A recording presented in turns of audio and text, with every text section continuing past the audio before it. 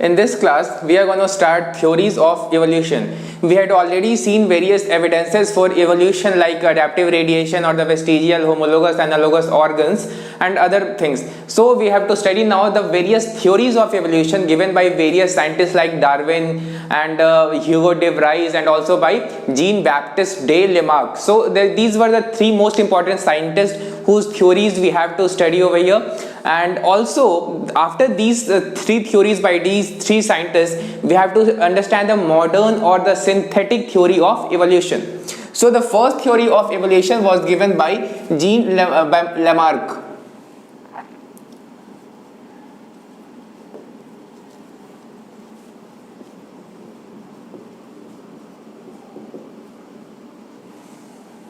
So जो पहला theory हमें पढ़ना है वो है theory of Jean de Baptiste Lamarck. So we could also say that Lamarckism, Lamarck's theory of inheritance of acquired characters.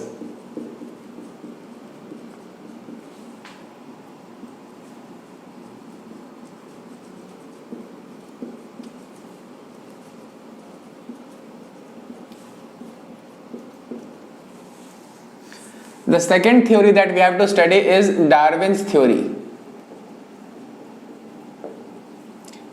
Darwin's theory of natural selection.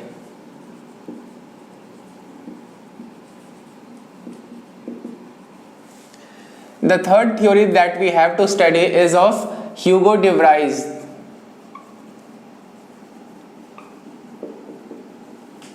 And his theory was called the mutation theory.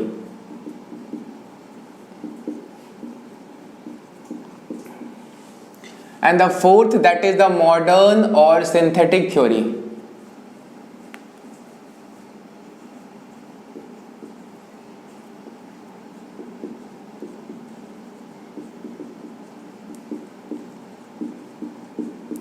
So these are the four main theories that we have to study. So इन चारों के अलावा और भी बहुत सारा theory है जो कि हमारे सिलेबस में नहीं है. बहुत सारे अलग अलग साइंटिस्टों ने और भी अलग अलग तरह की थ्योरियां दी थी, लेकिन यहाँ पर हमारे सिलेबस में mainly Lamarck, Darwin, Hugo day Vries theory ही है. सो यहाँ पर जो लेमार्क थे, लेमार्क का जो मेन थ्योरी था वो बेस्ड था इनहेरिटेंस ऑफ एक्वायर्ड कैरेक्टर्स. यानी कि एक इंसान या एक ऑर्गेनिज्म, चाहे वो प्लांट हो या एनिमल हो या कोई बैक्टीरिया ही क्यों ना हो, अगर वो अपने लाइफ में जो भी कैरेक्टर एक्वायर करता है अपने इन्वायरमेंटल नीड की वजह से या फिर अपने इंटरनल वाइटल फोर्स की वजह से, तो वो अपने नेक्स्ट जनरेशन को वो कैरेक्टर ट्रांसफर कर सकता है. ये था लेमार्क्स का थ्योरी. डार्विन्स का थ्योरी था नेचुरल सिलेक्शन, यानी कि जो सबसे फिट होता है वो सर्वाइव करता है, जो यूजफुल वेरिएशन होता है वो ट्रांसफर होता है और जो नॉन यूजफुल होता है वो एलिमिनेट हो जाता है. और उसके बाद तीसरा है Hugo day Vries mutation theory.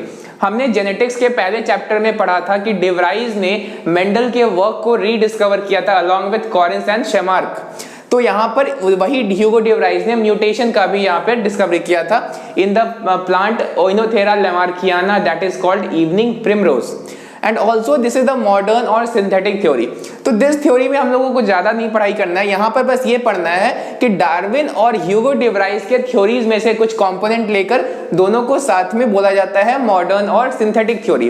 तो ह्यूगो डे व्राइस में भी कुछ कमियां थी, डार्विन के थ्योरी में भी कुछ कमियां थी, लेकिन यहाँ पर जो मॉडर्न थ्योरी है उसमें इन दोनों का जो यूजफुल और मेन पार्ट है उसको यूज करके मॉडर्न थ्योरी बना दिया गया. So this theory is nothing but useful theories of Darwin and Hugo day Vries. तो सबसे पहले हम लोग लेमार्क्स थ्योरी पढ़ेंगे.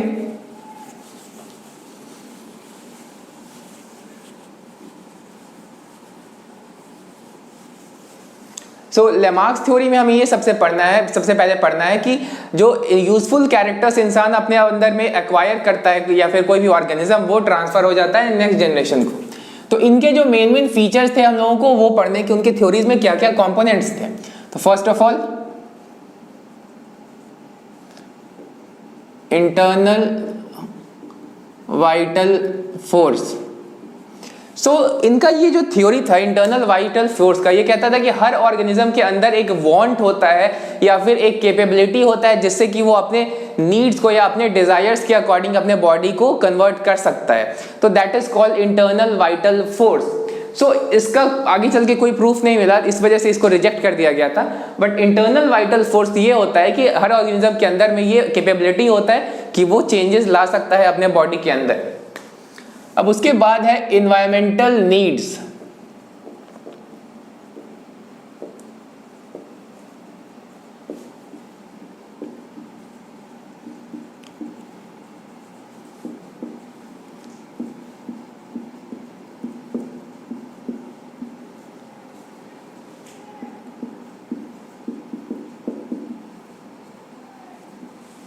जो थर्ड पॉइंट है लेमार्क्स की थ्योरी की वो ये है कि इनहेरिटेंस ऑफ एक्वायर्ड कैरेक्टर, जो हमने सबसे पहले लिखा है।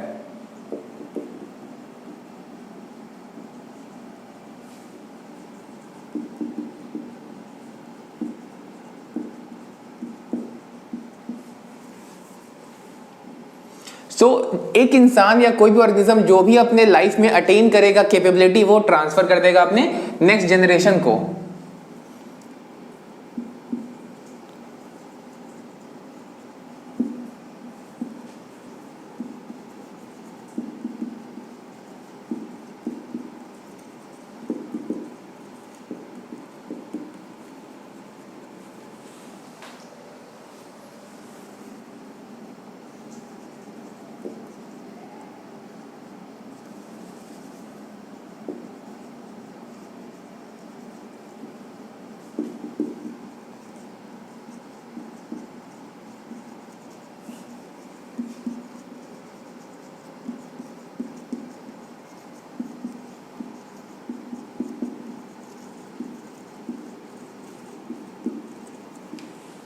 तो ये था लेमार्क्स का थ्योरी।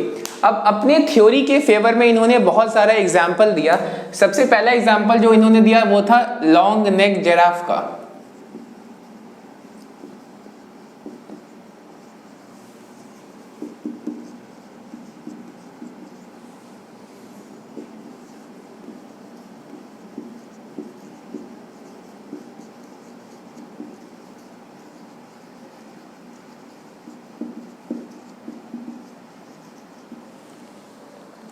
तो फर्स्ट ऑफ ऑल जो इन्होंने बोला था कि इंसान अपने नीड के अनुसार, एनवायरनमेंट के अनुसार अपने अंदर चेंज ला सकता है। तो सबसे पहले एग्जांपल इन्होंने दिया कि जो बहुत पहले हजारों लाखों साल पहले जो जिराफ हुआ करता था वो काफी शॉर्ट हाइट का था।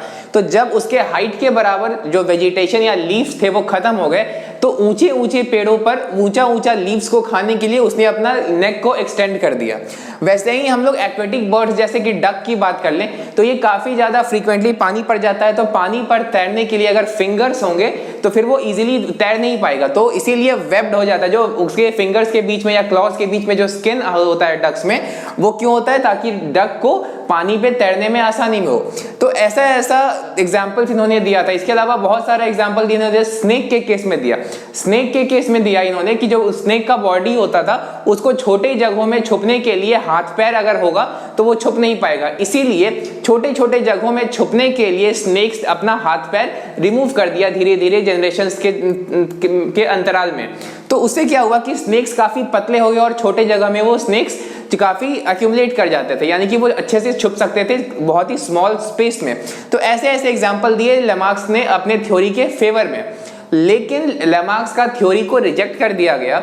वो इसलिए रिजेक्ट कर दिया गया क्योंकि लेमार्क के थ्योरी के अगेंस्ट में बहुत ज्यादा पॉइंट्स थे। फॉर एग्जांपल, कोई भी इंसान अगर बहुत ज्यादा पढ़ाई करता है तो वो जो इंटेलिजेंस है, वो जो नॉलेज है, अपने बच्चे में तो ट्रांसफर नहीं कर सकता है। लेकिन ये एक थ्योरी कहता है कि इंसान जो एक्वायर करेगा वो ट्रांसफर कर सकता है, तो इस थ्योरी के अगेंस्ट में हो गया। लाइकवाइज, अगर कोई इंसान बहुत ज्यादा मोटा है तो उसके बाद भी इसका जरूरी नहीं है कि उसका जो बच्चा हो वो भी मोटा हो। कोई इंसान बहुत ज्यादा बॉडी बिल्डिंग करता है तो जरूरी नहीं कि उसका बच्चा भी बॉडी बिल्डिंग हो।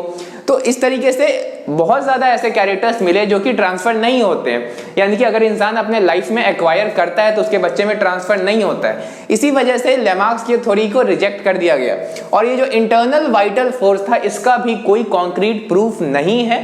That's why his internal vital force theory was rejected. And thereafter, after Lamarck, we have to study the theory of Charles Robert Darwin, and he was the most important scientist in terms of theories of evolution.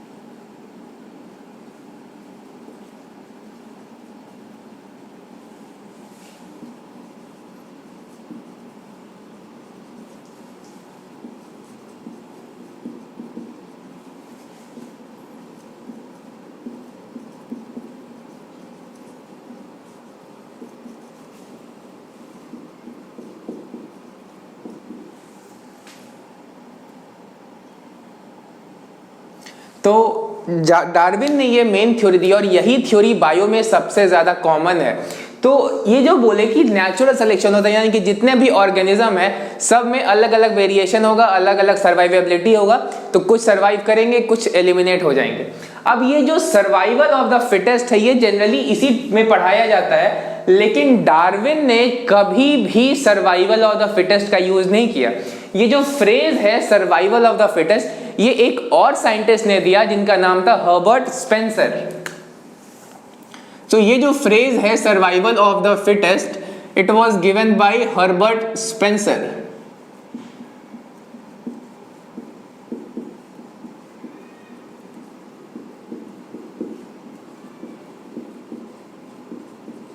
अब इसका meaning और natural selection का meaning काफी similar होता है, that is why साथ साथ दोनों को पढ़ाया जाता है। लेकिन डार्विन ने जो यूज किया था नेचुरल सिलेक्शन, वो डार्विन के द्वारा यूज किया गया था ये वर्ड, और जो सर्वाइवल ऑफ द फिटेस्ट है ये हर्बर्ट स्पेंसर के द्वारा यूज किया गया था। So now we have to understand कि डार्विन के नेचुरल सिलेक्शन में फीचर्स क्या क्या थे। फर्स्ट ऑफ ऑल जो इनके फीचर थे वो था कि इनॉर्मस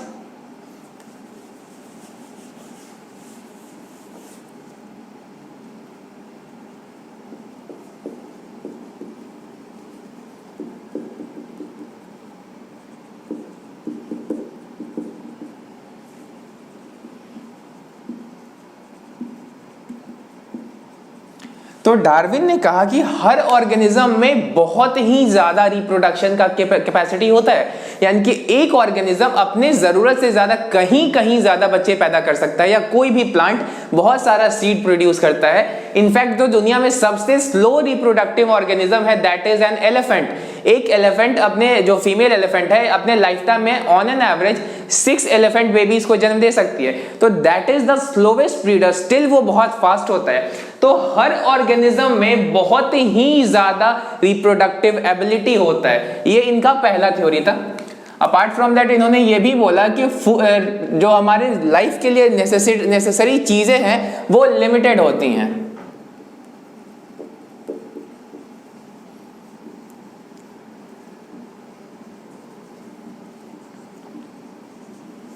अब जो भी ऑर्गेनिज्म है उनको फूड चाहिए होगा, रहने के लिए जगह चाहिए होगा। तो अगर ओवर पॉपुलेशन होगा तो दोनों का कमी हो जाएगा, यानी कि फूड और स्पेस दोनों का कमी हो जाएगा। अब अगर पॉपुलेशन ज्यादा है, फूड और स्पेस का कमी होता है, तो इसकी वजह से होता है स्ट्रगल फॉर एग्जिस्टेंस।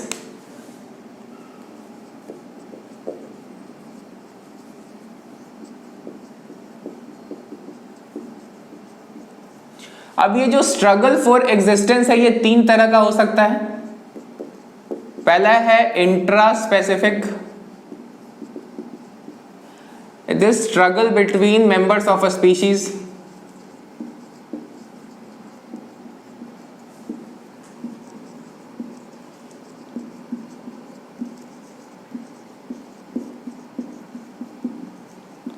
तो स्ट्रगल का मतलब हुआ कि जो भी रिसोर्सेज हैं, इंसान के केस में पैसा, पावर, गोल्ड, पेट्रोलियम, स्पेस, हर चीज, जो भी रिसोर्सेज है वो सारे लिमिटेड हैं और पॉपुलेशन ज्यादा है, तो इसकी वजह से क्या होगा, कॉन्फ्लिक्ट होगा। तो सबसे पहला कॉन्फ्लिक्ट क्या हो गया या स्ट्रगल क्या हो गया, इंट्रा स्पेसिफिक, एक ही स्पीशीज के मेंबर्स के बीच में यहां पर स्ट्रगल होता है। दूसरा वाला जो होता है that is interspecific, interspecific. So this is struggle between members of different species.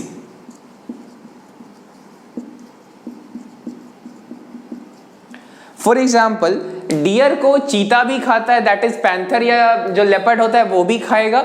Apart from that उसको शेर भी खाता है। तो डियर एक फूड सोर्स है या जेब्रा एक फूड सोर्स है, उसके लिए चीता और शेर दोनों कंपीट करेगा।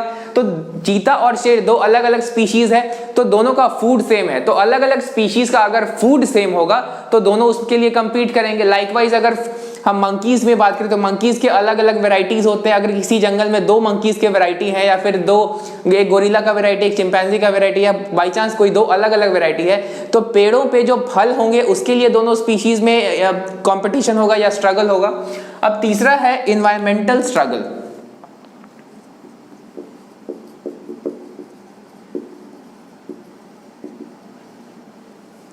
So this is struggle between living organisms and environment.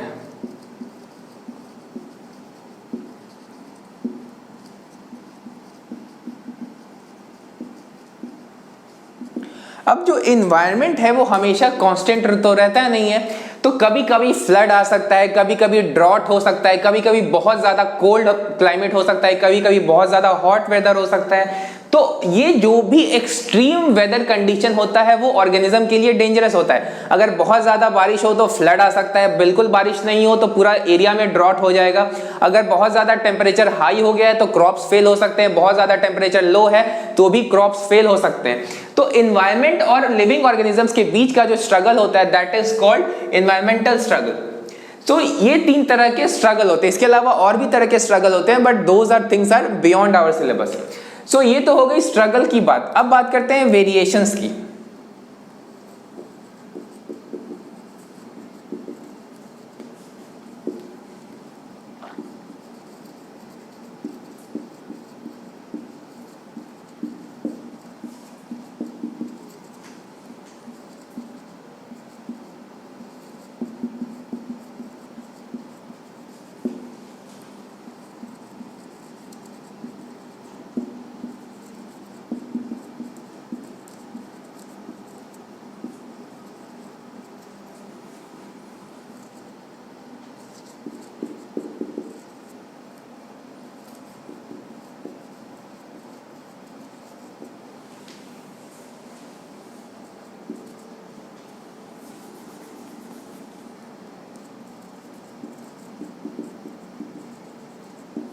तो एक किसी भी स्पीशीज को ले ले तो उनमें अलग अलग इंडिविजुअल्स में अलग अलग वेरिएशन होगा।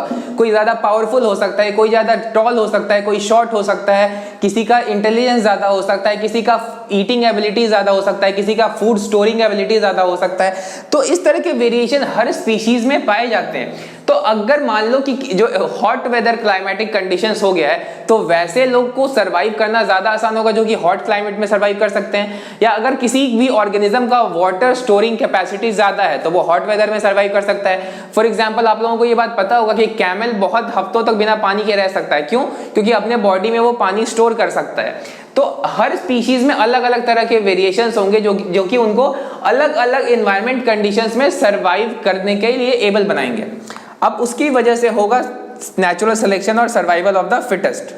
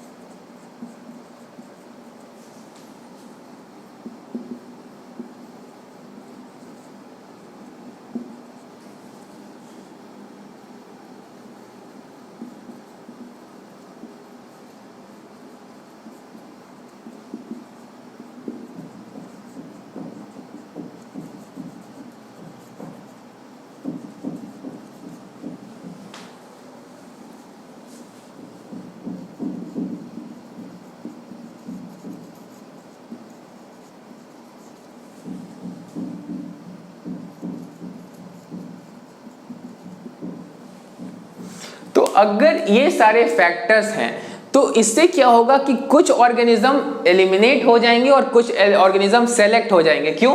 अगर किसी स्पीशीज के मेंबर में वैसा वेरिएशन नहीं है जो कि एक सर्टेन क्लाइमेटिक कंडीशन में वो सरवाइव कर सके तो वो क्या होगा? एलिमिनेट हो जाएगा। फॉर एग्जांपल आप लोग नीट का एग्जाम को ही अपने पॉइंट ऑफ व्यू से देख सकते हैं नेचुरल सिलेक्शन के लिए। आप लोगों में जो बच्चे इंटेलिजेंट होंगे, जो बच्चे मेहनत करेंगे तो उनका कट ऑफ नंबर ज्यादा होगा। किसी को 600 नंबर आएगा, किसी को 640 आएगा। अगर कट ऑफ है 615 तो जिसको 640 आएगा वो सर्वाइव यानी कि वो क्वालिफाई हो जाएगा या सेलेक्ट हो जाएगा। जिसको 600 आएगा वो सेलेक्ट नहीं होगा, वो एलिमिनेट हो जाएगा। तो उसी तरह नेचर में भी कट ऑफ होता है, हर इन्वायरमेंट में एक कट ऑफ होता है। अगर आप उसको क्रॉस करते हैं तो आप सर्वाइव करेंगे, अदरवाइज आप एलिमिनेट हो जाएंगे। तो ये जो नेचुरल सिलेक्शन है ह्यूमंस में भी टोटली एप्लीकेबल होता है और ऑलमोस्ट लाइफ में हर जगह एप्लीकेबल होता है। तो या तो जो फिट है वो सर्वाइव करेगा, जो नहीं है वो सर्वाइव नहीं करेगा, वो एलिमिनेट हो जाएगा। तो ये नेचर का हार्श एंड फास्ट रूल है। So this is the survival of the fittest. अब जो सर्वाइव हुआ है या जो नेचर से सेलेक्टेड हुआ है वो ज्यादा रिप्रोड्यूस भी करेगा और वो ज्यादा अपने ऑफस्प्रिंग्स को नंबर भी बढ़ाएगा।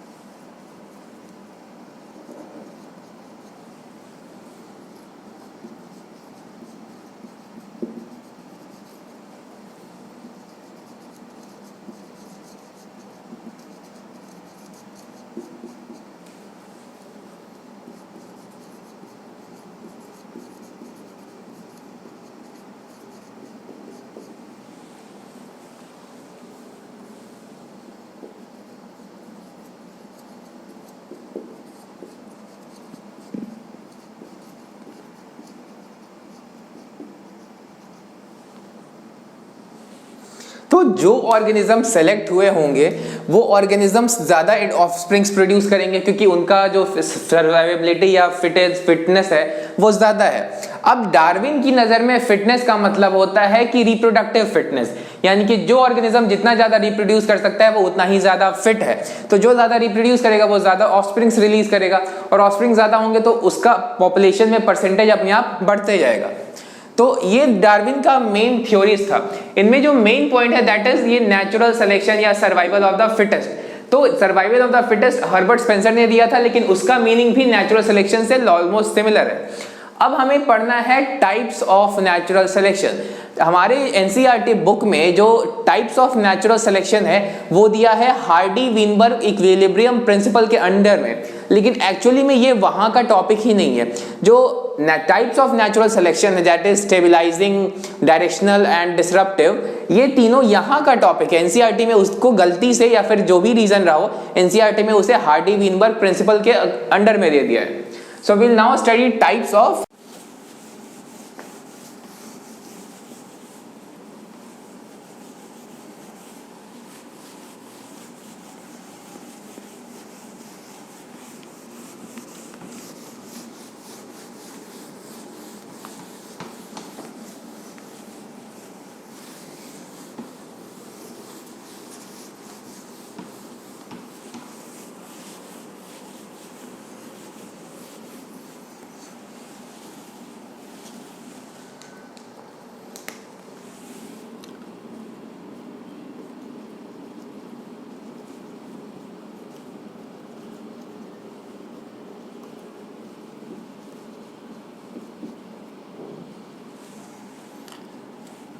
तो जो पहला टाइप हमें पढ़ना है that is called stabilising type. तो स्टेबलाइजिंग टाइप में बेसिकली क्या होता है कि जो ऑर्गेनिजम्स होते हैं किसी भी स्पीशीज के, उनमें जो मीन वैल्यू होगा, यानी कि अगर बहुत टॉल, मीडियम और शॉर्ट हाइटेड इंडिविजुअल्स है तो वहां पे मीडियम हाइटेड इंडिविजुअल्स को सिलेक्ट किया जाएगा। अगर फेयर, डार्क और इंटरमीडिएट कॉम्प्लेक्शन है तो इंटरमीडिएट कॉम्प्लेक्शन को सिलेक्ट किया जाएगा। यानी कि जो एवरेज वैल्यू के आसपास वाले कैरेक्टर वाले इंडिविजुअल्स हैं उन्हीं को सिलेक्ट किया जाएगा।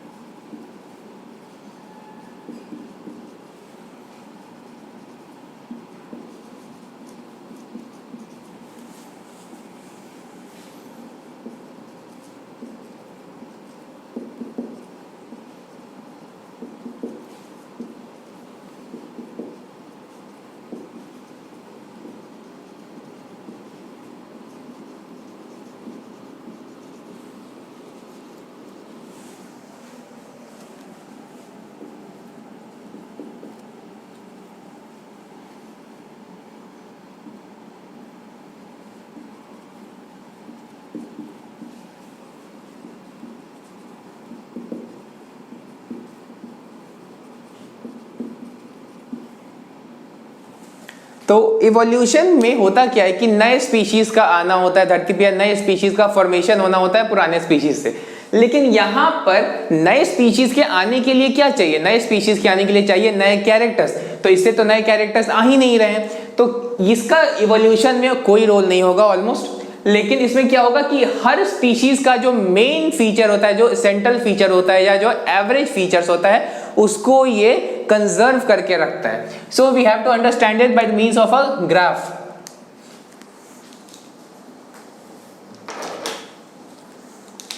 सो अगर हम ग्राफ से ड्रॉ करें स्टेबलाइजिंग का, तो कुछ इस तरह से होगा।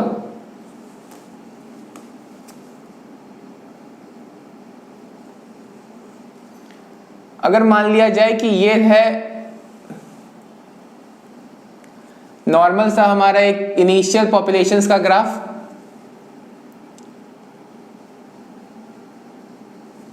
तो यहां पर जो मीन होगा, यानी कि ये हो जाएगा हमारा मीन वैल्यू। ये जो लाइन ड्रॉ किया गया है, दिस इज कॉल्ड मीन। सो इसके आसपास जो भी होंगे वो सेलेक्ट किए जाएंगे, और जो उसके साइड में होंगे उन्हें एलिमिनेट कर दिया जाएगा। अल्टीमेटली ये जो है, ये रेड वाले शेडेड जो पोर्शन है, ये एलिमिनेट हो जाएंगे। पहले ये कम होंगे और उसके बाद वो एलिमिनेट हो जाएंगे।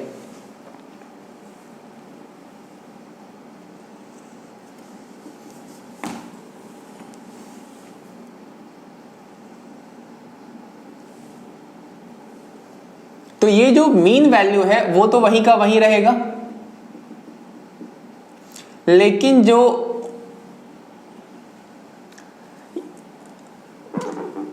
लास्ट वाले इंडिविजुअल्स थे उनका जो नंबर है वो यहां पर घट जाएगा। यानी कि जो रेड वाले शेडेड पोर्शन थे उनका नंबर यहां पे अल्टीमेटली घट रहा है।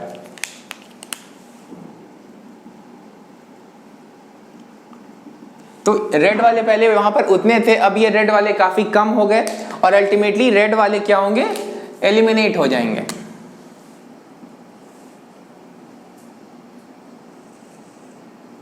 तो जो मीन वैल्यू था वो तो वहीं का वहीं रहा, मीन वैल्यू में कोई भी चेंज नहीं आया। लेकिन क्या हुआ कि जो पीक था वो नैरोवर हो गया, यानी कि जो भी सेंट्रल वाले वैल्यूज थे वही वाले सरवाइव किए हैं। तो यहां पर हमें यह दिखाना है कि जो ग्रीन वाले पोर्शन है ये कंजर्व्ड है और रेड वाले पोर्शन एलिमिनेटेड है। तो ये जो ग्रीन से शेडेड पोर्शन है, दीज आर द कंजर्व्ड वाले, दीज आर कंजर्व्ड।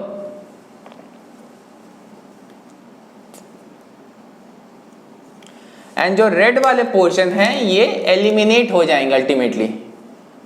तो यहां पर ये जो रेड वाला पोर्शन है ये भी एलिमिनेट हो जाएंगे, इस साइड वाले भी। यहां पर ये रेड वाले जो पोर्शन है ये भी एलिमिनेट हो जाएंगे, और जो ग्रीन वाला पोर्शन बचा है यही कंजर्व्ड रहेगा। दिस विल बी कंजर्व्ड, और यहां पर सिर्फ और सिर्फ यही ग्रीन वाला पोर्शन बचा है। तो इस तरह से के सिलेक्शन को कहते हैं स्टेबलाइजिंग और मीन वैल्यू सिलेक्शन। तो यहां पर जो एवरेज वैल्यू के आसपास था बस उसी का सिलेक्शन हुआ है, अदरवाइज जो साइड में थे उनका क्या हुआ, यहां पर एलिमिनेशन हो गया है। इसके बाद जो होता है selection, that is called directional selection. Number 2 is directional.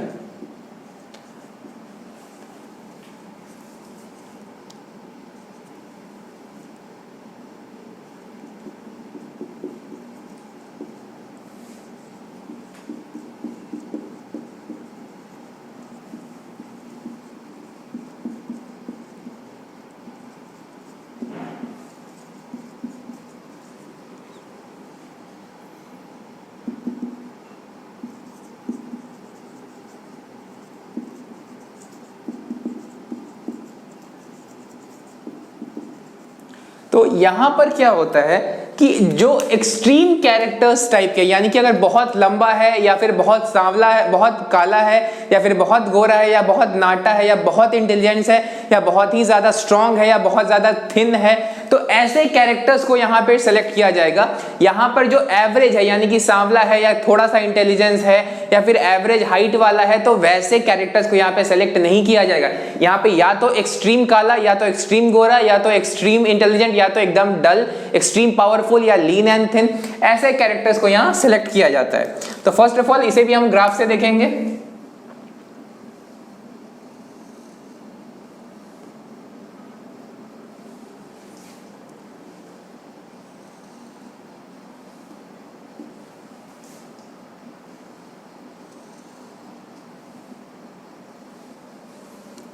तो पहले से जो मीन इंडिविजुअल्स थे वो तो रहेंगे ही अपनी जगह पर। यहां पर क्या होगा कि किसी एक डायरेक्शन में शिफ्ट हो जाएगा। तो यहां पर जो सेंट्रल पार्ट था, तो यहां जो मीन था वो तो वहां का वहां रहा, लेकिन जो यहां पर जो एक साइड जो सिलेक्शन हो रहा है that is the main point, और अल्टीमेटली क्या होगा, जो मीन वैल्यू रहेगा उससे एक तरफ से शिफ्ट हो जाएगा ये। तो यहां पर ये मीन वैल्यू था जो कि सेंट्रल वाला पार्ट है। तो यहां पर क्या होगा कि एक साइड वाला होगा सेलेक्ट और दूसरे साइड वाला हो जाएगा एलिमिनेट। सो वन वे यहां पर हो रहा है।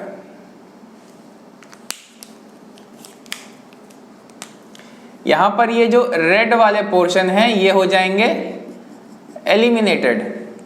यहां पर उन्हीं का वैल्यू नंबर बहुत कम हो जाएगा।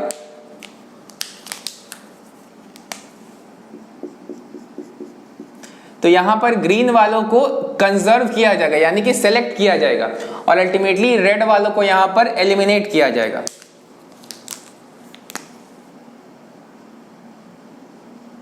ये मीन वैल्यू था।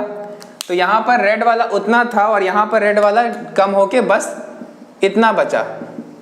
तो ये रेड वाला हो रहा है एलिमिनेट, यहां पर भी रेड वाला होगा एलिमिनेट, और सी वाला कंजर्व्ड हो जाएगा।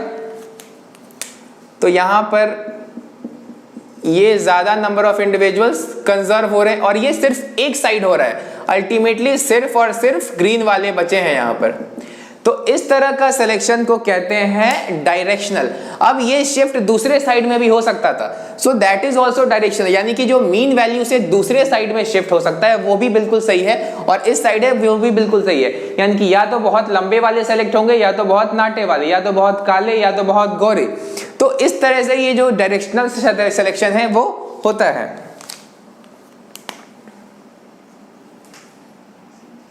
अब तीसरा जो सिलेक्शन होता है that is called disruptive.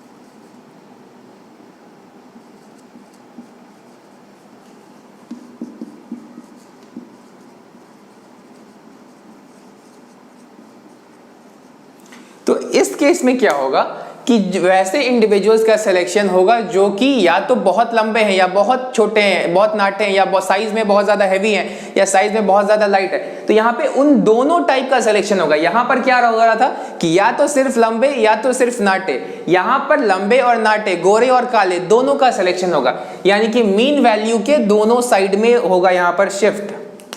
So graph से अगर हम देखें इसे तो कुछ ऐसा होगा।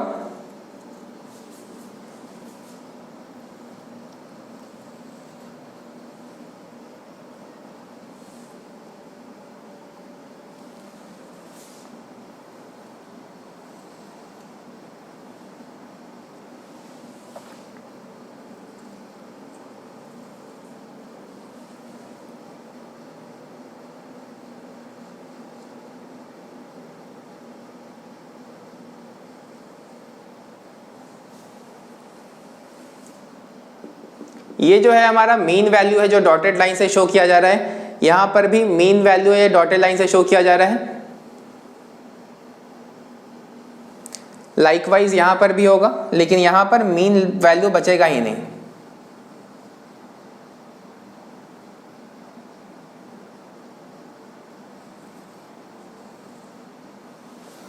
तो यहां पर क्या हुआ कि जो एक्सट्रीम एंड पे थे उनका सिलेक्शन हुआ है और जो एक्सट्रीम एंड पर नहीं थे उनका सिलेक्शन यहां पर नहीं हुआ है। तो अगर हम बात करें इसे इस ग्राफ में, तो यहां पर जो हमारे एक्सट्रीम एंड पर थे उनका सिलेक्शन होगा और जो एक्सट्रीम एंड के बाहर थे उनका सिलेक्शन नहीं होगा।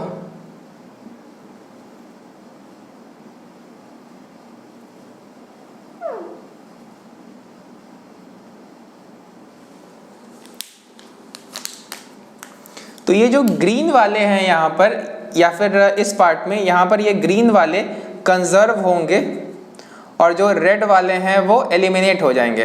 तो ये ग्रीन वाले भी कंजर्व होंगे, यहाँ पर भी ग्रीन वाले कंजर्व होंगे, यहाँ पर ये ग्रीन वाले कंजर्व हो रहे हैं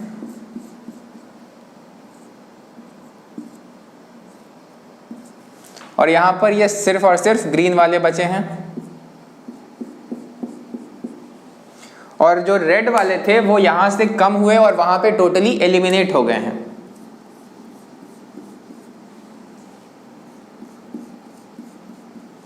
सो इस तरह के सिलेक्शन को कहते हैं डिसरप्टिव, यानी कि यहां पर दोनों साइड मीन वैल्यू से जो अलग, यानी कि अगर हम स्किन कलर के टर्म से बात करें तो सांवला होता है इंटरमीडिएट, तो या तो यहाँ पे गोरा और काला दोनों लोगों का सिलेक्शन होगा, यहाँ पे सांवले लोगों का सिलेक्शन नहीं होगा। अगर हम हाइट के टर्म्स में बात करें तो एवरेज हाइट जो 5 फुट 6 से 8 इंच के आसपास होता है उनका सिलेक्शन होगा और 4 फीट वाले या 6 फीट वालों का सिलेक्शन नहीं होगा। वो जो नॉर्मल होता है वो होता है स्टेबलाइजेशन में, यहां पर उसका उल्टा होगा, यानी कि जो एक्सट्रीम एंड पे है उन्हीं का सिलेक्शन होगा, जो एक्सट्रीम एंड पे नहीं है उनका सिलेक्शन नहीं होगा। So this were the 3 types of natural selection. इसके अलावा और भी टाइप्स के नेचुरल सिलेक्शन होते हैं but that is not in our syllabus. तो हमने इवोल्यूशन की 2 थ्योरीज देख ली, यानी कि डार्विन की थ्योरी देख ली और लेमार्क की थ्योरी देख ली। तो लेमार्क ने बोला कि इनहेरिटेंस ऑफ एक्वायर्ड कैरेक्टर होता है, डार्विन ने कहा कि नेचुरल सिलेक्शन होता है और नेचुरल सिलेक्शन बहुत सारे फैक्टर्स पे डिपेंड करता है जिसे हम देख चुके हैं। अब इसके बाद आते हैं एक साइंटिस्ट जिनका नाम है ह्यूगो डे व्राइज। उन्होंने बोला कि जो डार्विन की थ्योरी है वो गलत है, इसकी वजह से स्पीशिएशन नहीं होता है। अल्टीमेटली क्या होगा कि एक दूसरे फिनोमेना होता है दैट इज कॉल्ड म्यूटेशन। तो म्यूटेशन से नए नए कैरेक्टर्स आते हैं और उन वेरिएशंस की वजह से जो नए कैरेक्टर्स डेवलप हो सकते हैं उससे नए स्पीशीज बनेंगे। तो ह्यूगो डे व्राइज ने कहा कि इनका जो थ्योरी था वो रॉन्ग था, यानी कि म्यूटेशन की वजह से स्पीशिएशन होता है।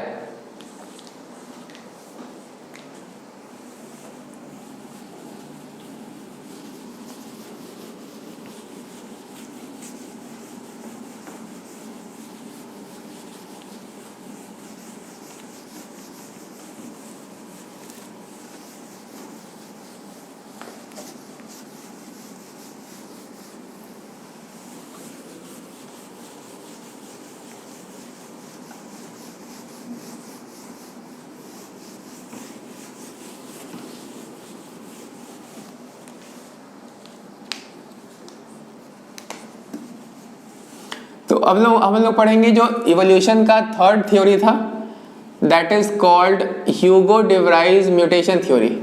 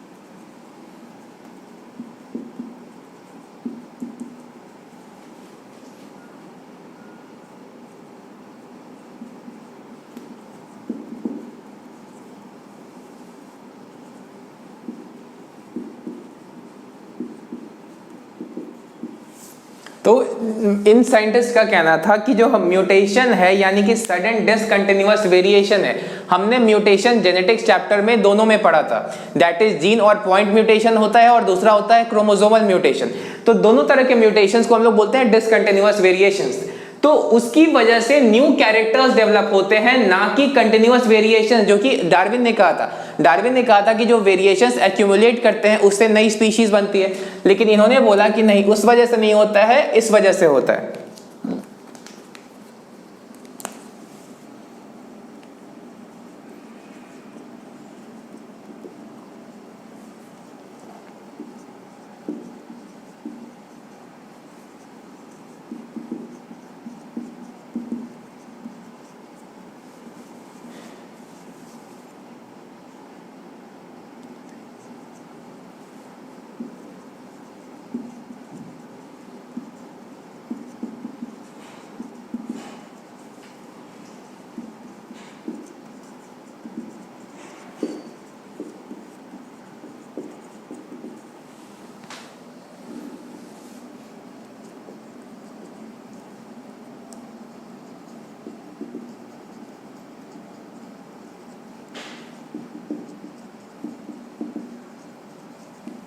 तो इनका डार्विन से एक और डिफरेंस था, वो क्या था कि डार्विन ने बोला कि जो वेरिएशंस होते हैं वो डायरेक्शनल होते हैं। डायरेक्शनल कहने का मतलब ये होता है कि अगर जो इवोल्यूशन हो रहा है, नेचुरल सिलेक्शन हो रहा है, तो एक डायरेक्शन में होगा, यानी कि जो सिलेक्शन होगा या फीचर्स होगा उनमें जो डेवलपमेंट हो रहा है वो एक डायरेक्शन में होगा। लेकिन इन्होंने कहा, ह्यूगो डे व्राइस ने कहा कि नहीं, डार्विन का जो डायरेक्शनल वेरिएशन का कॉन्सेप्ट है वो रॉन्ग है, और जो म्यूटेशंस होता है ये रैंडम होता है, ये बेनिफिशियल भी हो सकता है और डिसएडवांटेजेस भी हो सकता है। लेकिन यहां पर जो डार्विन के जो वेरिएशंस थे, इन्होंने कहा था कि सिर्फ यूजफुल वेरिएशंस ट्रांसफर होते हैं, ना कि जो यूजलेस वेरिएशंस होते हैं।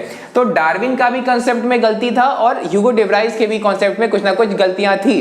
तो इन्हीं सारी गलतियों को सुधारा गया मॉडर्न कॉन्सेप्ट और और जो सिंथेटिक थ्योरी है।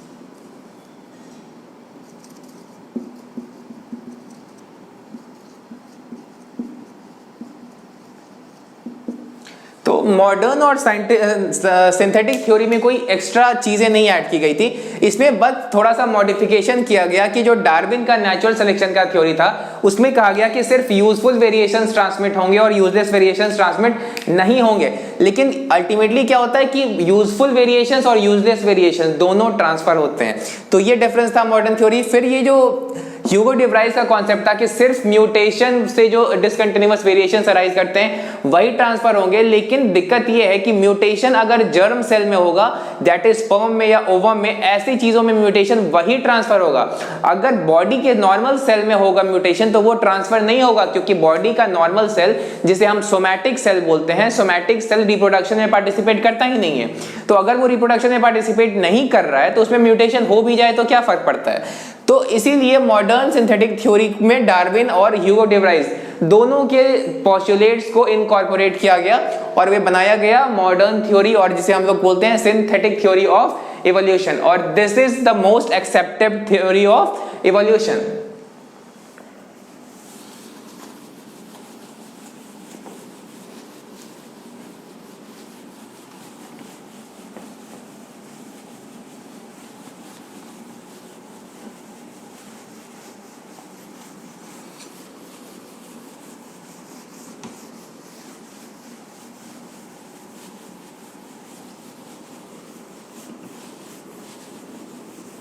बर्ग इक्विलिब्रियम या हार्डी वीनबर्ग इक्विलिब्रियम प्रिंसिपल।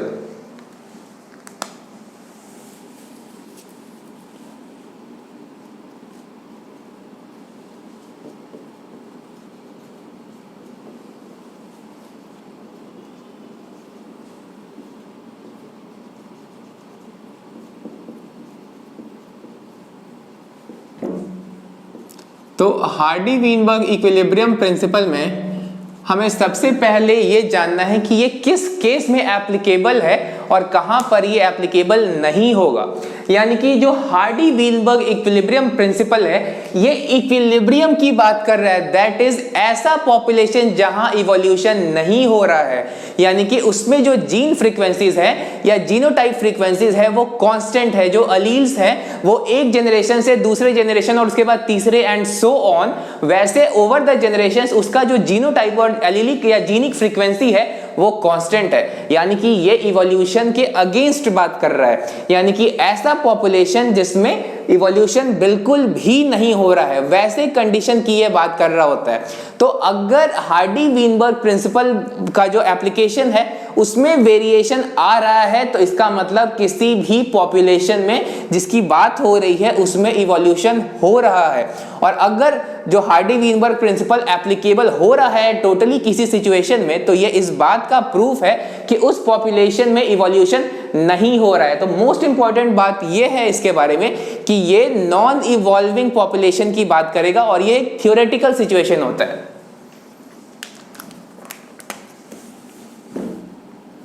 तो इट टॉक्स अबाउट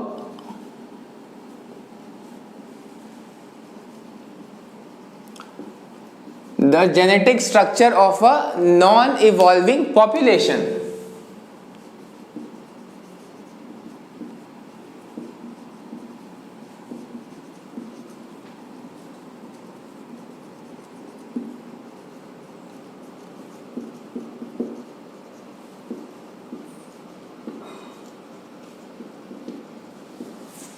तो अगर इवोल्यूशन नहीं हो रहा है सिर्फ और सिर्फ उसी कंडीशन की बात कर रहा है और उसमें ये क्या स्टेटमेंट है इसका, दैट इज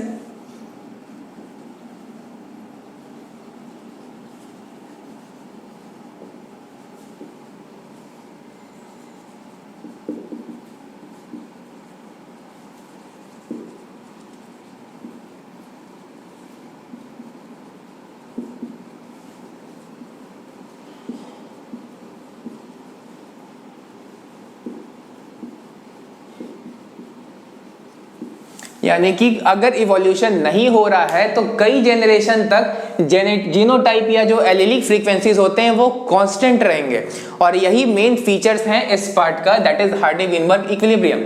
अब यहाँ पे अगर हम लोग फिनोटाइप या फिर जीनोटाइप की बात करें तो उसके कांस्टेंट रहने के लिए ये जरूरी है कि 5 फैक्टर कांस्टेंट रहें।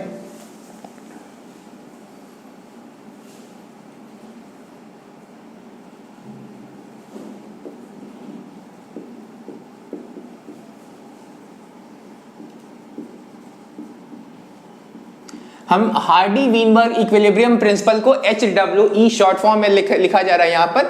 For maintaining HWE principle 5 factors are necessary.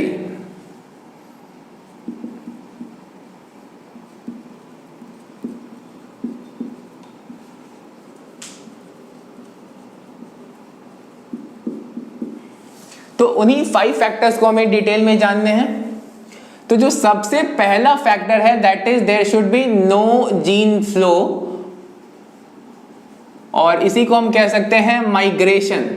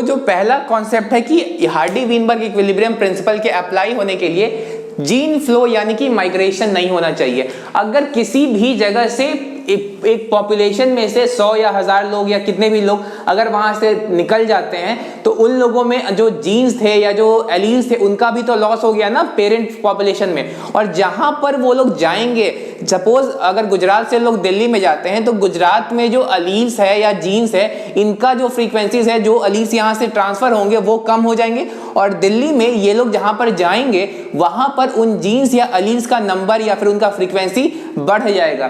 तो पहला फैक्टर जो जरूरी है इसके एप्लीकेबल के लिए वो है कि कोई भी जीन फ्लो या माइग्रेशन नहीं होना चाहिए। No mutation. म्यूटेशन क्या होता है हमने बहुत पहले बहुत ज्यादा डिटेल में पढ़ रखा है, that is chromosomal mutation, gene mutation. तो अगर इवोल्यूशन का नहीं होना है तो म्यूटेशन का भी रुकना जरूरी है। अगर म्यूटेशन होगा तो हार्डी-वीनबर्ग प्रिंसिपल एप्लीकेबल नहीं होगा। Apart from that we also have to study no genetic recombination.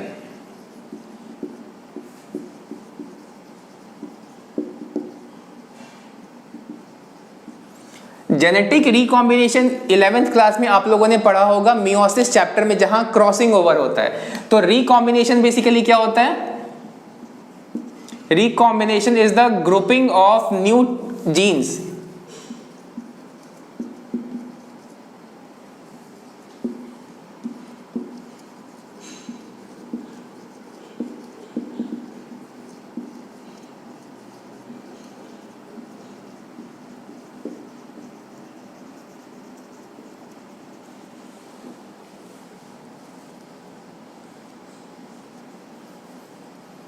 तो recombination is a new grouping of genes on a chromosome. It occurs due to crossing over.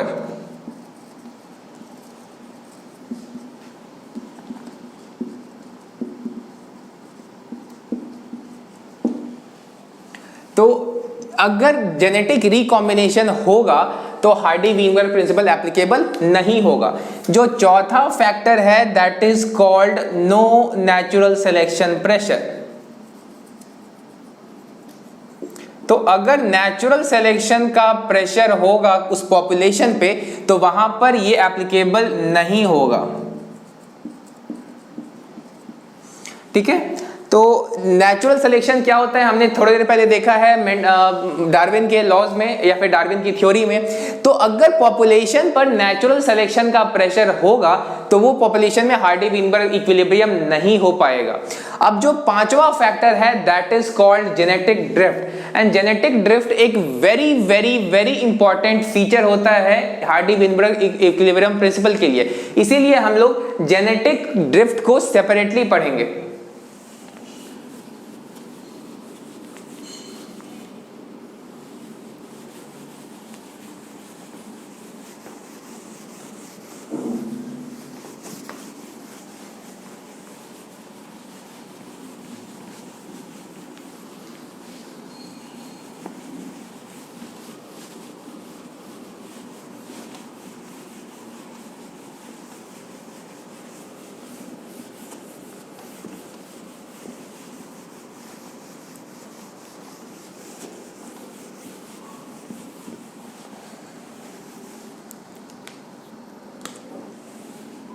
तो genetic drift पांचवा feature था इसका।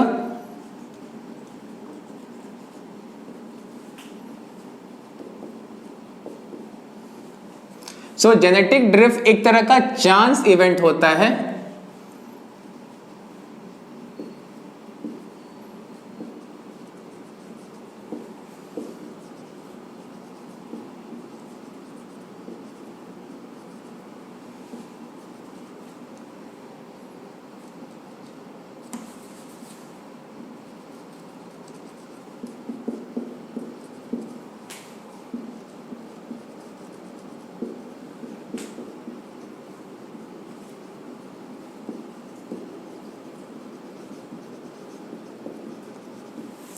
तो यहां पर एक चांस इवेंट है और ये इससे जेनेटिक ड्रिफ्ट में बहुत ज्यादा जो जीन्स होता है उनका लॉस हो सकता है या जीनोटाइप फ्रीक्वेंसीज का लॉस हो सकता है। तो चांस इवेंट्स में क्या क्या हो सकता है, एक पॉपुलेशन किसी कारण से माइग्रेट हो जाए या आइसोलेट हो जाए, किसी कारण से अर्थक्वेक आ जाए, वोल्केनिक इरप्शन हो जाए, तो इससे हो सकता है एक सर्टेन सेक्शन का डेथ हो जाए। तो ऐसे ऐसे इवेंट्स को चांस इवेंट्स कहा जाता है। और ये क्या करेगा, genotype frequencies of a population को चेंज कर देगा। अब इसके दो एग्जांपल हमें पढ़ने हैं जेनेटिक ड्रिफ्ट के। तो जो पहला है that is called founder effect.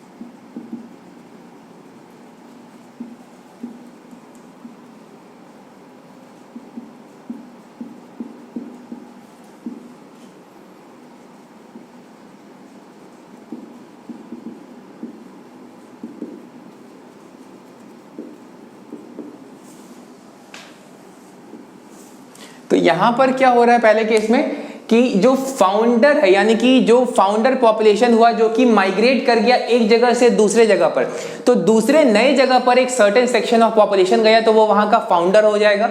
तो उस फाउंडर पॉपुलेशन में जो ओरिजिनल पॉपुलेशन था, जैसे कि जो गुजरात के जो लोग दिल्ली यहां से शिफ्ट होंगे, तो वैसे लोगों में जरूरी थोड़ी है कि वही फ्रीक्वेंसी हो जो कि गुजराती के पूरे एवरेज में हो।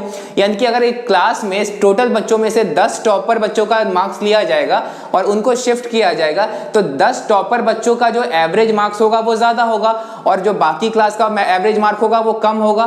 तो इसीलिए यहां पर उसी तरह का कुछ इवेंट होता है। तो यहां पर एक पेरेंट पॉपुलेशन है, उसमें से कुछ 10, 50, 100, 1000 लोग अलग हो जाएंगे। तो जो लोग अलग होंगे हो सकता है कि उनमें जो जीनोटाइप का फ्रीक्वेंसीज होगा वो क्या होगा, वो अलग होगा। फॉर एग्जांपल जो पॉपुलेशन अलग हुआ, मान लो उस पॉपुलेशन में सिर्फ टॉल लोग थे, तो जो एवरेज हाइट होगा बचा हुआ पॉपुलेशन का वो कम हो जाएगा और जो नया वाला पॉपुलेशन होगा उसका एवरेज हाइट ज्यादा हो जाएगा, क्योंकि सिर्फ और सिर्फ टॉल हाइट वालों को लिया गया है। अगर सिर्फ और सिर्फ गोरे लोगों को लिया जाए तो जो नया वाला पॉपुलेशन होगा उसमें गोरा का जीनोटाइप फ्रीक्वेंसी ज्यादा हो जाएगा और पुराने वाले में वो कम हो जाएगा।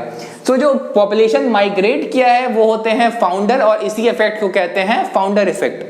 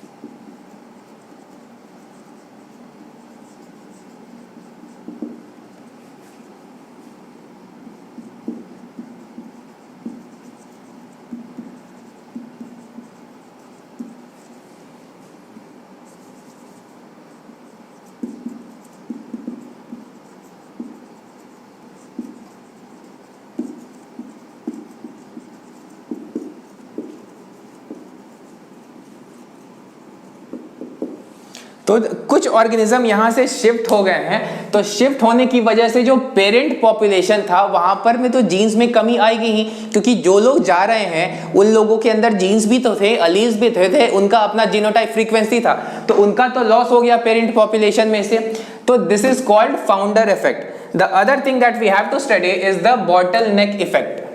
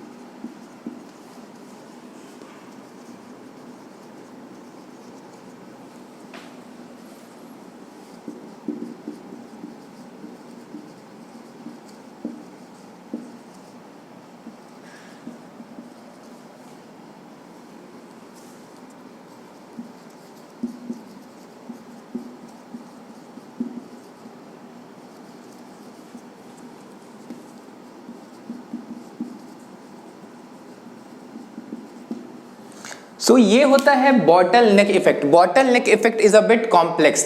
तो बॉटल नेक इफेक्ट को ऐसे समझना है कि किसी भी कारण से अगर किसी भी स्पीशीज के जंगल में मान लो किसी भी स्पीशीज का एक पॉपुलेशन है, उनमें से कुछ पॉपुलेशन में बहुत ज्यादा मेंबर्स का डेथ हो गया है, तो अगर बहुत ज्यादा पॉपुलेशन है तो पूरे जंगल में फैले होंगे, लेकिन अगर पॉपुलेशन बहुत छोटा छोटा हो जाए तो जंगल में अलग अलग पॉपुलेशन आइसोलेट हो जाएगा। तो जरूरी नहीं है कि जिन लोगों का डेथ हुआ है उनका जीनोटाइप फ्रीक्वेंसी या एलीलिक फ्रीक्वेंसी सिमिलर होगा। तो जिन लोगों का डेथ हुआ है उनका जो एलीलिक फ्रीक्वेंसी था वो तो घट जाएगा, या फिर वैसे जीन्स का नंबर पॉपुलेशन में से कम हो जाएगा। तो जो लोग बचेंगे वो लोग बचेंगे तो उनमें जो जीन्स है या जो भी उनका कैरेक्टर्स है उनमें फिर से जेनेटिक ड्रिफ्ट होगा, और जेनेटिक ड्रिफ्ट की वजह से क्या होगा कि कुछ जीन्स जो थे वो सरवाइव कर जाएंगे, यानी कि कुछ ऑर्गेनिजम्स जो थे वो सरवाइव कर जाएंगे, और जो ऑर्गेनिज्म सरवाइव करेंगे वो फिर से रिप्रोड्यूस करेंगे काफी ज्यादा नंबर में, और उससे क्या होगा कि स्पीशीज का जो अलग अलग पॉपुलेशन था वो फिर से ब्लूम कर जाएगा। यानी कि पहले जिस तरीके से पूरा स्पीशीज फैला हुआ था फिर से वो स्पीशीज फैल जाएगा। तो बायो में रिचनेस का मतलब यही होता है, यानी कि क्या हुआ कि जेनेटिक ड्रिफ्ट से and some other factors, some genes are fixed. Fixed का मतलब कि वैसे जीन्स का जो नंबर है उस पूरे पॉपुलेशन में वो बढ़ गया है, तो उसी को बोलते हैं फिक्सेशन ऑफ जीन्स, और इसी वजह से स्पीशीज फिर से रिच हो जाता है। रिच होने का मतलब क्या हुआ कि स्पीशीज के जो इंडिविजुअल्स थे उनका नंबर कहीं ज्यादा फिर से बढ़ गया है। तो ये जो फिनोमेनन होता है स्पीशीज को एक्सटिंक्शन से बचाता है।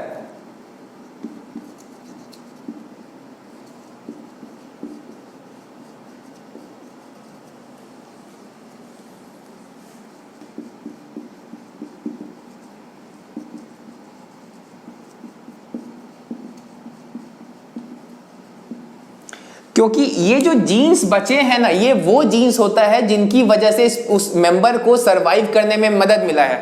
तो अगर वैसे जीन में कुछ ऐसा फीचर है, कुछ ऐसा प्रॉपर्टी है, कुछ ऐसा प्रोडक्ट फॉर्म कर रहा है जो कि उसको सरवाइव करने में मदद कर रहा है, इसका मतलब कि उसमें सर्वाइवेबिलिटी ज्यादा है, फिटनेस ज्यादा है, तो इसका मतलब है कि वो स्पीशीज को एक्सटिंक्शन से बचा सकता है।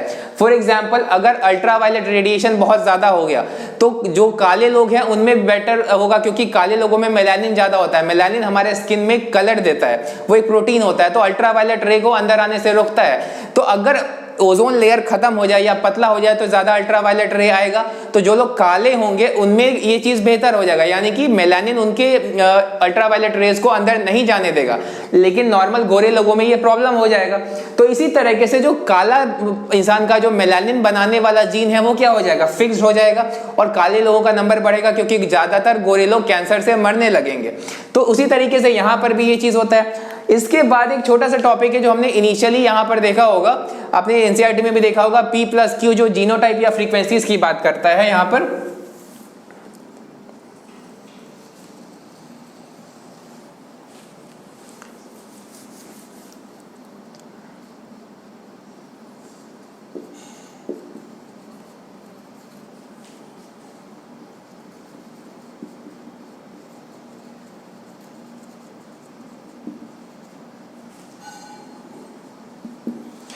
किसी भी जीन के जितने भी अलील्स होते हैं उन सबों का जो फ्रीक्वेंसी का टोटल कॉम्बिनेशन सम होता है वो क्या होता है, 1 होता है। फॉर एग्जांपल, हम लोग किसी भी जीन के 2 अलील ले सकते हैं, यानी कि एक जीन है जिसका 2 अलील है, ए और स्मॉल ए जो हो गया वो उसका कैपिटल यानी कि डोमिनेंट है, और जो स्मॉल ए हो गया वो हो गया उसका रिसेसिव अलील। तो सम तो दोनों का 1 होना है, यानी कि A+A का जो फ्रीक्वेंसी होगा या फिर जो टोटल उसका जीनोटाइपिक फ्रीक्वेंसी पॉसिबल है वो तो 1 होगा। तो अगर हम इसका फ्रीक्वेंसी की बात करें, पहले यहां पर फ्रीक्वेंसी ऑफ A को P मान लेते हैं,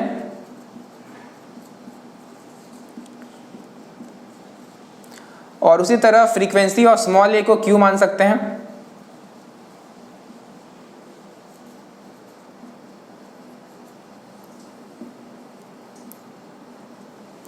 तो इसकी बेसिस पे हम लोग ये कह सकते हैं कि सिंस जो फ्रीक्वेंसी होता है टोटल एलिक फ्रीक्वेंसी का सम होता है 1, तो यहां पर हम लोग कह सकते हैं देयरफॉर P+Q = 1। तो अगर हम इसके प्रोबेबिलिटी की बात करें, जीन एलील की प्रोबेबिलिटी की बात करें, तो वो उसी का सम हो जाएगा, मल्टीप्लिकेशन हो जाएगा, यानी कि P² हो जाएगा।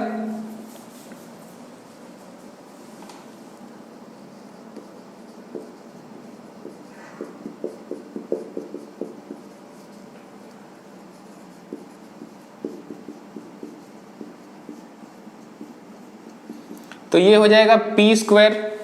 अगर हम इसी तरीके से probability of genotype small A की बात करें तो ये हो जाएगा क्यू स्क्वायर। और अगर हम probability of genotype capital A small A की बात करें तो ये हो जाएगा 2pq। तो यहां पर क्या हो गया कि ये था sum total of allelic frequency की बात कर रहा था, और यहाँ पे sum total of genotypic frequencies भी बराबर हो जाएंगे, यानी कि 1 के इक्वल हो जाएंगे। देयरफॉर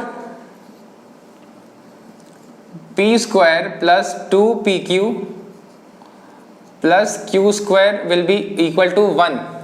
तो ये क्या हो गया, अब किस चीज की बात कर रहा है, सम ऑफ एलीलिक फ्रीक्वेंसीज की बात कर रहा है। तो ये हो गए frequency of capital A small A, और ये जीनोटाइप फ्रीक्वेंसीज की बात कर रहा है। हमने जेनेटिक्स चैप्टर में क्या पढ़ा था कि ये हो गया ये तीनों को क्या बोलते हैं, जीनोटाइप। ये होमोजाइगस डोमिनेंट, होमोजाइगस रिसेसिव, और ये हेट्रोजाइगस हो गया।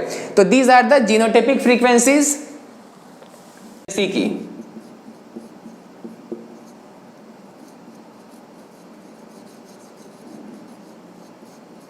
और यहां पर बात हो रही है एलीलिक फ्रीक्वेंसी की।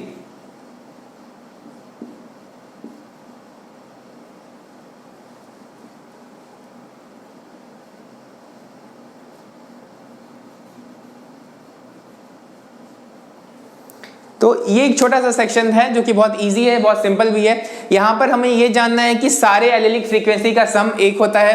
तो एक जीन के 2 अलील होते हैं कम से कम डिप्लॉयड ऑर्गेनिज्म में, तो एक कैपिटल यानी कि डोमिनेंट और स्मॉल यानी कि रिसेसिव। तो इन दोनों का हमने फ्रीक्वेंसी को मान लिया P और Q। तो हमने यहां से जानते हैं कि सारा एलीलिक फ्रीक्वेंसीज का सम होता है 1। तो एलीलिक फ्रीक्वेंसीज का बात हो गया यहाँ पे। अगर हम प्रोबेबिलिटी ऑफ जीनोटाइप की बात करें तो double capital A double small A, तो ये p स्क्वायर हो जाएगा, ये q स्क्वायर हो जाएगा, और ये हेट्रोजाइगोट का 2pq हो जाएगा। तो जीनोटाइपिक फ्रीक्वेंसीज का भी सम 1 ही आएगा। तो ये हो गई जीनोटाइप फ्रीक्वेंसी की बात, ये हो गई एलीलिक फ्रीक्वेंसी की बात। तो इस सेक्शन से क्वेश्चन बहुत कॉमन है इस चैप्टर से। इसके बाद इस चैप्टर में बहुत ही एक नॉन सिग्निफिकेंट सा सेक्शन है, that is called a brief history of evolution. तो सबसे कम क्वेश्चन इस चैप्टर से उसी सेक्शन से आते हैं, एंड सिंस ये क्रैश कोर्स क्लास है तो we will not be discussing that on board, क्योंकि वो बहुत ही नॉन सिग्निफिकेंट सेक्शन है। Apart from that there is one more very important section of this chapter, that is called human evolution. So the main topic that is remaining here is human evolution. Now we'll start human evolution.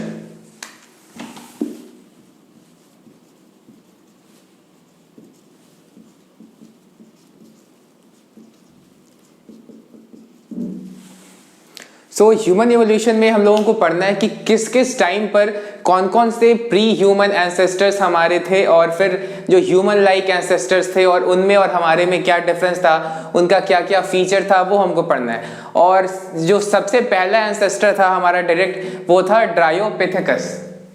तो हम लोग sequence में पढ़ने वाले हैं। तो सबसे पहले जो हमारा एंसेस्टर था सबसे पुराना, that is called Dryopithecus. Dryopithecus के बाद जो एंसेस्टर है that is called Ramapithecus. Ramapithecus के बाद जो है वो उसे कहते हैं ऑस्ट्रेलोपिथेकस।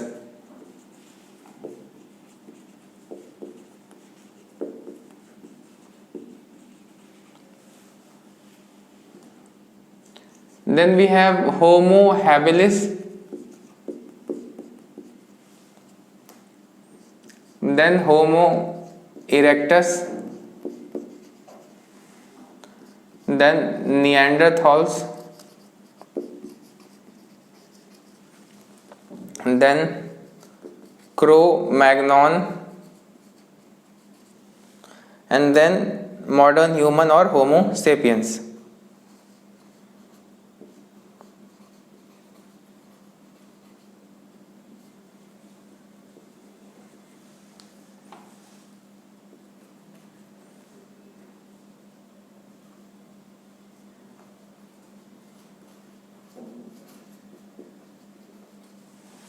सो ये हमारे normal direct line of ancestry में इंडिविजुअल बींग्स एग्जिस्ट करते थे और ग्रुप ऑफ बींग्स एग्जिस्ट करते थे जिनका ये नाम है।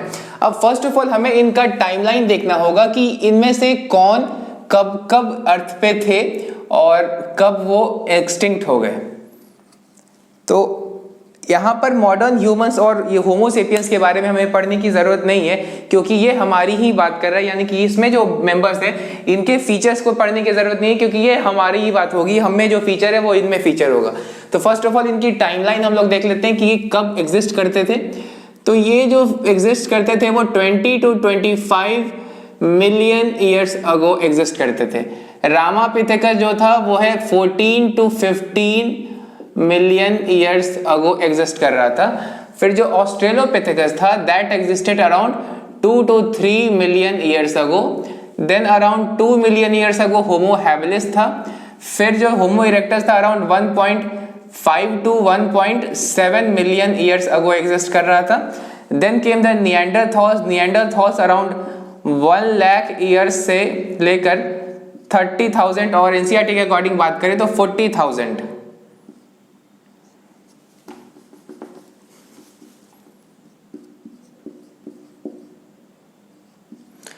और अगर क्रो-मैग्नॉन की बात करें तो क्रो-मैग्नॉन जो था वो अराउंड 34,000 ईयर्स अगो था धरती पर।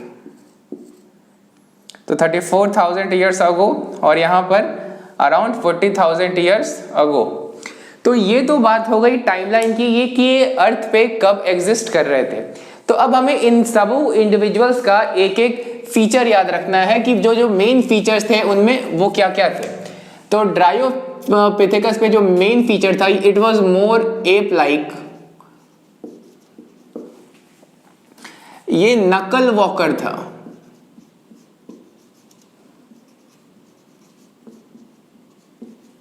It was also arboreal.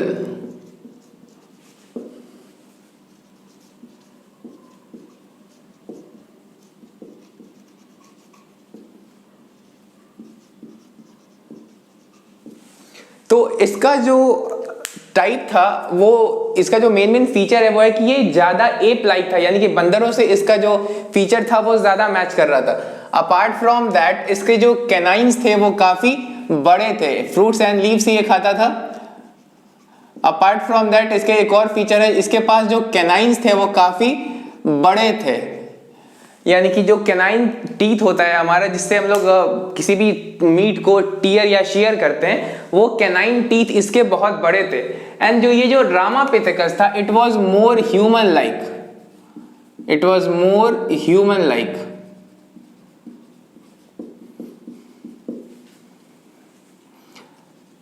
इससे ये ज्यादा इरेक्ट था, यानी कि जो हमारा ड्रायोपिथेकस था वो काफी ज्यादा उंगलियों पे चलता था झुककर, लेकिन ये उसके कंपैरिजन में ज्यादा इरेक्ट था और ये जमीन पे भी काफी हद तक चल सकता था।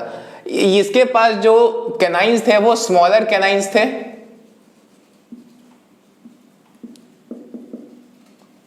अपार्ट फ्रॉम दैट ये सॉफ्ट फ्रूट्स एंड लीव्स खा सकता था, लेकिन ये हार्ड नट्स एंड सीड्स खा सकता था।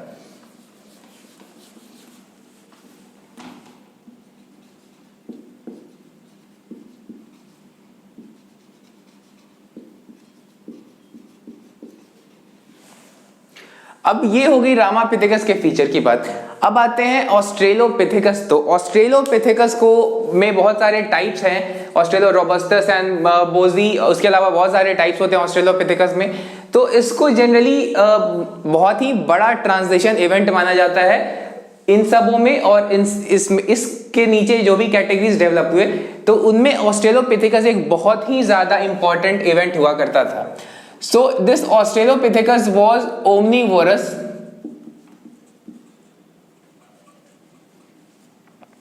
इसके अलावा ऑस्ट्रेलोपिथेकस के बारे में और भी बहुत सारी फीचर्स हमें जाननी है। फॉर एग्जांपल ये जो ऑस्ट्रेलोपिथेकस था इसका जो हाइट होता था वो अराउंड 1.5 मीटर के आसपास था। उसके अलावा इसका जो बोन्स मिला था या जो स्कल मिला था या फिर जो भी बॉडी का स्ट्रक्चर मिला था it occurred around eastern Africa area. तो इसमें इन दोनों में और इनमें मेन फीचर डिफरेंस क्या है कि it was omnivorous and those were vegetarians, यानी कि इसके पहले जो ह्यूमंस के एंसेस्टर थे those were vegetarians but it could eat meet. This was a very main event. इसका जो डेंटिशन था वो ह्यूमन लाइक था, यानी कि जो टीथ का स्ट्रक्चर होता है ये ह्यूमन लाइक था।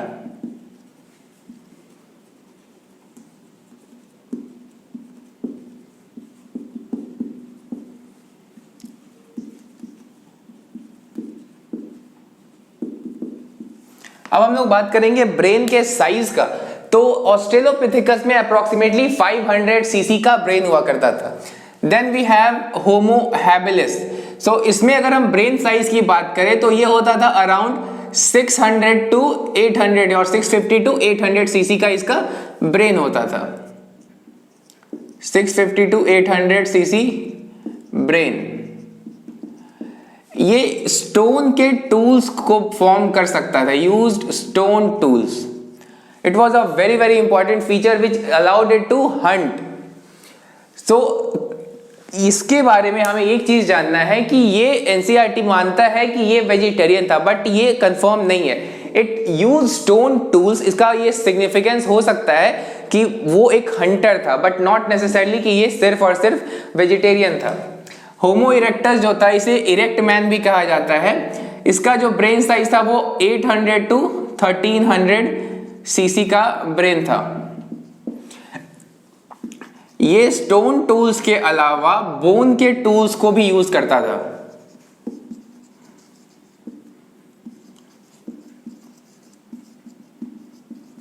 अब आप लोगों ने हिस्ट्री में पढ़ा होगा कि use of fire was one of the most remarkable change in the human history. तो यहां पर यूज ऑफ फायर सबसे पहले होमो इरेक्टस ने स्टार्ट किया था, और ये जो होमो हैबिलिस था सिर्फ और सिर्फ स्टोन टूल्स यूज कर सकता था, लेकिन ये स्टोन और बोन दोनों का टूल्स यूज कर सकता था। Then we have Neanderthals. So it was discovered in the Neander valley in Germany. Germany में निएंडर वैली था, वहीं से इसका स्कल या स्केलेटन मिला था। These were very heavily built.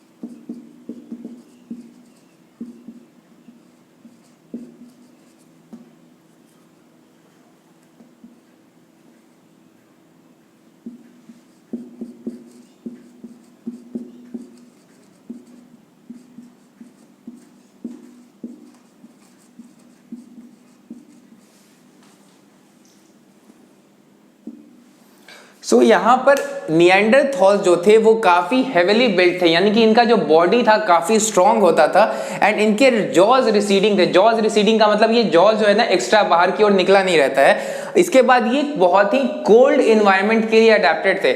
आप लोगों को पता होगा कि जो जर्मनी है वो काफी एक कोल्ड कंट्री में आता है, नॉर्दर्न यूरोपियन कंट्री है, वो काफी कोल्ड कंट्री है। तो यहाँ पर जो निएंडरथॉल्स रह रहे थे वो काफी कोल्ड इन्वायरमेंट के लिए अडेप्टेड थे। अपार्ट फ्रॉम दैट ये एनिमल्स के जो स्किन होते हैं, उनके जो बॉडी पार्ट्स होते हैं, उसको क्लोथ के तौर पे यूज कर रहे थे क्योंकि कोल्ड एनवायरनमेंट में रहते थे। And these were expert Hunter and predators. पूरे ह्यूमन हिस्ट्री में इंक्लूडिंग अस कोई भी इतना एक्सपर्ट हंटर और प्रेडेटर नहीं था जितना कि निएंडरथॉल्स थे। अपार्ट फ्रॉम दैट इनका जो ब्रेन साइज था वो अराउंड 1400 सीसी का होता है। 1400 CC brain. So these were the main features of Neanderthals. फिर आते हैं क्रो-मैग्नॉन पर। तो ये हम लोगों से जस्ट पहले वाला स्टेज है, और हम लोगों में और क्रो-मैग्नॉन में बहुत ज्यादा डिफरेंस नहीं था।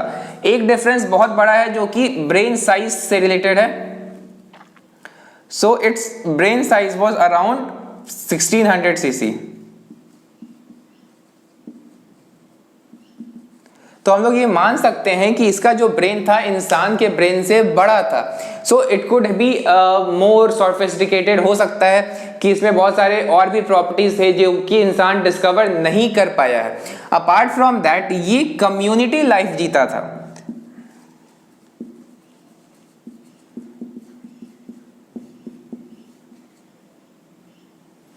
सो हम लोगों में और इनमें बहुत ज्यादा डिफरेंस नहीं है। और अपना फीचर की बात करें तो हम लोग जितना भी बायो में ह्यूमंस का चैप्टर पढ़ेंगे उसमें तो खुद के फीचर्स के बारे में पढ़ाई करना ही है।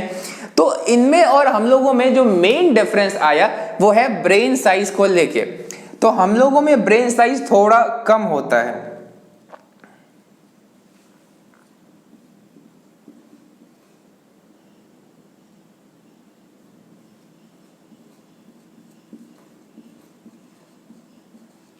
तो हमारे पूरे हिस्ट्री में ये जो क्रो-मैग्नन मैन था, इसमें ब्रेन जो था हमारे से थोड़ा सा ज्यादा बड़ा था। अपार्ट फ्रॉम दैट हमारे में स्पाइनल कर्व होते हैं, वो 4 स्पाइनल कर्व होते हैं।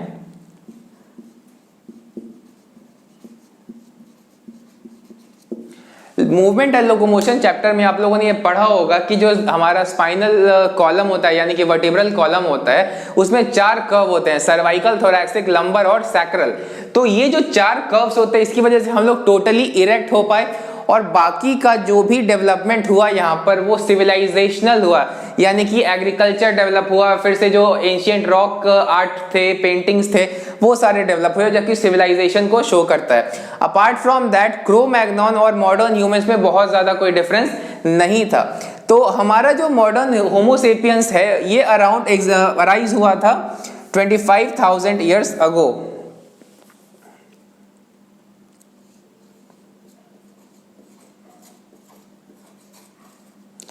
लेकिन एनसीईआरटी के हिसाब से ये 70,000 से लेकर 10,000 साल के पहले बना था, उसी ड्यूरेशन में। लेकिन अप्रोक्सीमेटली जो एवरेज लिया जाता है वो 25,000 साल पहले लिया जाता है। So these were the our normal ancestors which have been discussed. And इसके अलावा बहुत ज्यादा और भी एंसेस्टर्स हैं हमारे जो कि हमारे सिलेबस से बाहर है। तो ये तो वो एंसेस्टर्स है जो हमारे डायरेक्ट लाइन में आते हैं, यानी कि ड्रायोपिथेकस से भी अलग कुछ ब्रांचेस निकले, यहाँ से भी, तो वो सारे ब्रांचेस निकले जो कि आज के आप लोग मंकीज देख लो या एप्स देख लो, तो वो सारे उनके एंसेस्टर्स रहे थे।